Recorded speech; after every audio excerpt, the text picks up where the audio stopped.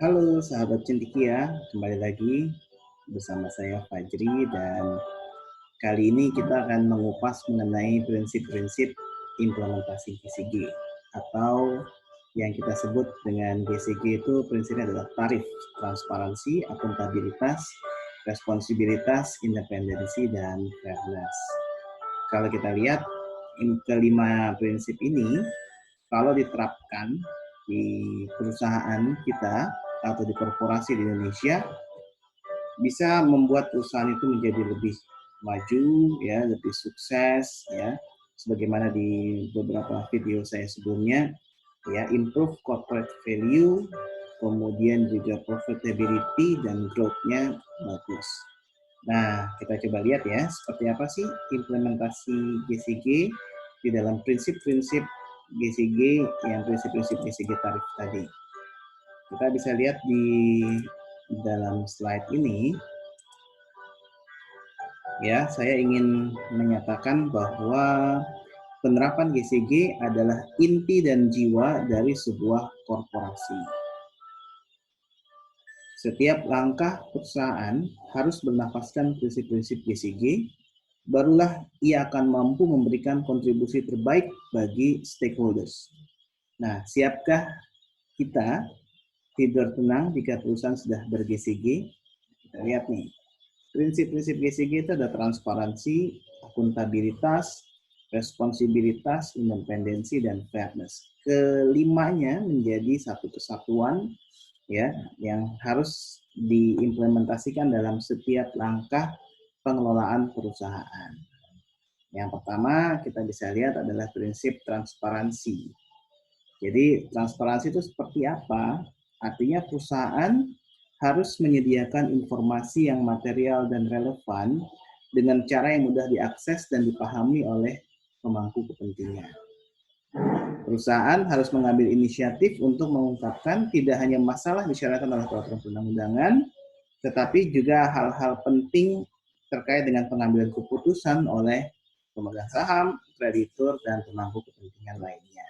Jadi kalau kita lihat di dalam implementasi prinsip transparansi ini terkait dengan pengungkapan informasi.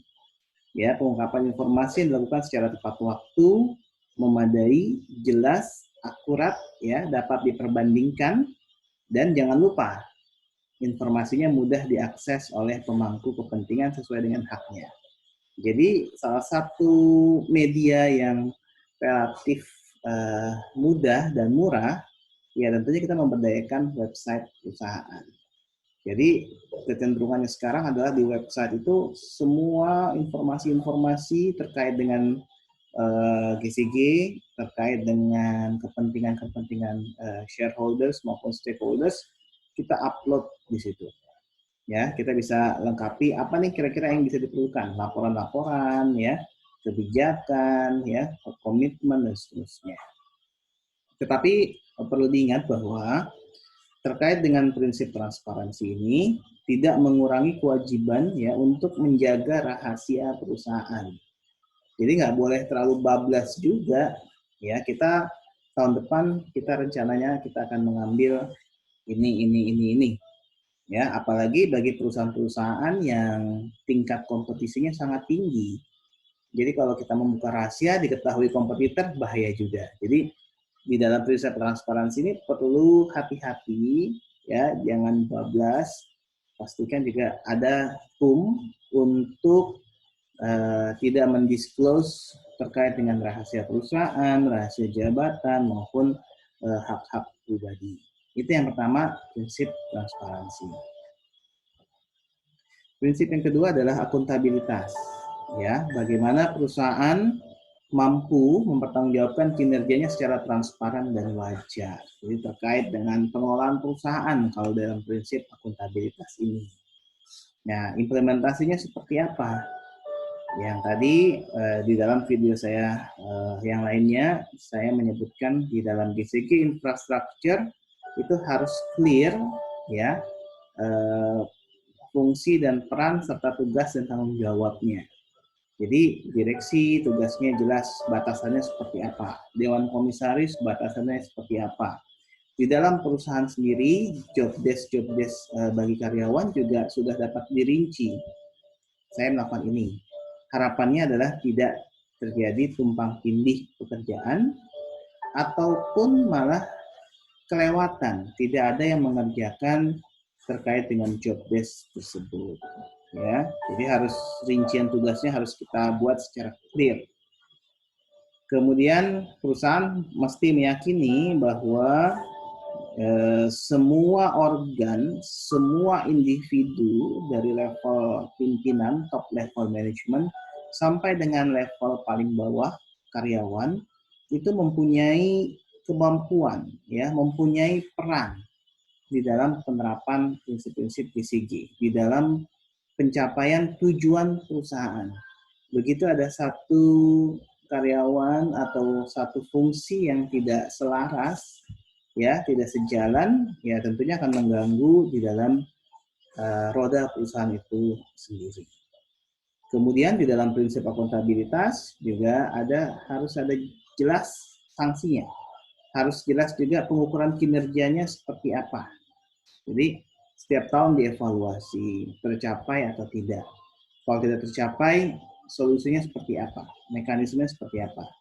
Kalau ada pelanggaran, sanksinya seperti apa?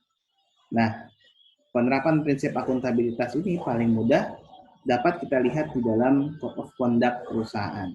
Saya selalu mengatakan bahwa Code of Conduct itu adalah implementasi GCG yang dapat dilakukan sampai level karyawan paling bawah, dari top level sampai the lowest level. Jadi Code of Conduct. Jadi kita lihat saja sudah diimplementasikan belum Code of Conduct kita. Nah, itu adalah penjabaran dari prinsip akuntabilitas.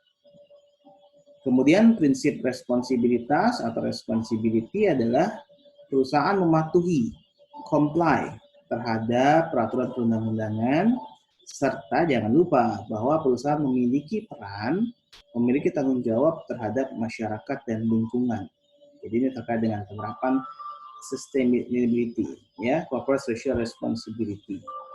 Nah, implementasinya seperti apa? Kita bisa lihat bahwa dalam menjalankan roda perusahaan kita berhati-hati, kita comply, ya, terhadap any regulation, terhadap semua regulasi yang diperlukan. Jangan sampai terlewat, ya. Ada satu perusahaan terlambat misalnya menyampaikan laporan tahunan. Nah, itu bisa misalnya di OJK ada dan dendanya yang berjalan sekian hari. Nah, ini hati-hati. Jadi ini pentingnya fungsi compliance untuk mengupdate, ya, peraturan-peraturan atau regulasi-regulasi apa yang terkait dengan perusahaan. Kemudian implementasi dari prinsip responsibility yang kedua adalah menjalankan CSR, ya, tanggung jawab sosial perusahaan. Bagaimana kita menjaga hubungan dengan masyarakat dan pelestarian lingkungan sekitar, sehingga perusahaan akan didukung, akan senantiasa disupport oleh masyarakat dan lingkungan sekitarnya. Kemudian yang berikutnya adalah prinsip independensi, bagaimana organ-organ perusahaan itu dikelola secara independen. Ya, tidak ada satu organ yang lebih kuat, yang lebih dominan. Semua memiliki peran dan fungsinya masing-masing. Jadi kalau di dalam struktur undang-undang PT kita, ya, LPS, Dewan Komisaris dan Direksi itu memiliki peran dan fungsinya masing-masing. Implementasinya seperti apa? Masing-masing organ perusahaan harus menghindari terjadinya dominasi oleh pihak manapun, ya, termasuk campur tangan atau intervensi dari luar. Ini juga penting sekali. Kemudian bebas dari benturan kepentingan. Harapannya adalah pengambilan keputusannya dapat dilakukan secara objektif. Kemudian masing-masing organ perusahaan melaksanakan fungsi dan tugasnya sesuai dengan anggaran dasar dan peraturan perundang-undangan yang berlaku. Jadi Dewan Komisaris menghormati direksi dalam mengelola perusahaan, tetapi begitu juga direksi menghormati peranan Dewan Komisaris dalam melakukan pengawasan. Jadi kalau ada informasi yang diminta oleh Dewan Komisaris, kita sampaikan. Nah, itu prinsip independensi di dalam BCG, dan terakhir adalah prinsip fairness. Artinya, di dalam melaksanakan kegiatan perusahaan harus memperhatikan kepentingan dari shareholders maupun stakeholders berdasarkan asas kewajaran dan kesetaraan. Nah, implementasinya seperti apa? Kita membuka akses, kita membuka kesempatan kepada stakeholders untuk memberikan masukan ya terhadap pengelolaan perusahaan. Jadi misalnya kita membuka whistleblowing system, mekanismenya pelaporan pelanggaran kalau ada karyawan perusahaan kita yang diduga melakukan praktek-praktek pelanggaran. Tapi bukan hanya whistleblowing system saja, semua dibuka. Misalnya bagaimana mekanisme komplain, ya, bagaimana mekanisme kalau perusahaan mau memberikan feedback terhadap pengelolaan, itu dibuka. Harapannya kita dapat melakukan evaluasi terhadap masukan-masukan dari stakeholders tadi dan memperbaikinya, sehingga di masa yang akan datang perusahaan tetap tumbuh secara lebih baik lagi. Kemudian perusahaan memberikan perlakuan yang setara dan wajar kepada pemangku kepentingan. Jadi misalnya ada pemegang saham, dia punya hak-haknya apa saja, kita penuhi. Kita punya stakeholders yang lain, misalnya vendor atau pemasok, kita penuhi hak-haknya. Itu secara wajar sesuai dengan manfaat dan kontribusi yang diberikan kepada perusahaan. Kemudian yang ketiga, ya terkait dengan tadi, dalam pemberian kesempatan yang sama. Jadi tidak ada diskriminasi, non-discrimination. Tidak ada berbasis SARA, ya, terkait dengan penerimaan perusahaan, ya, pada waktu rekrutmen, kemudian pada waktu berkarir di dalam perusahaan, itu juga tidak ada like dan dislike, ya. Jadi profesional saja tanpa membedakan suku, agama, ras, golongan, gender, dan kondisi fisik. Nah, harapannya perusahaan yang menerapkan BCG seperti kapal ini, dia melaju dengan cepat, perahu ini kokoh, dan membawa kepentingan perusahaan ke arah yang lebih baik. Baiklah sahabat Cendekia, terakhir pesan saya adalah yuk mari kita semangat mengimplementasikan BCG. Demikian, sampai ketemu lagi.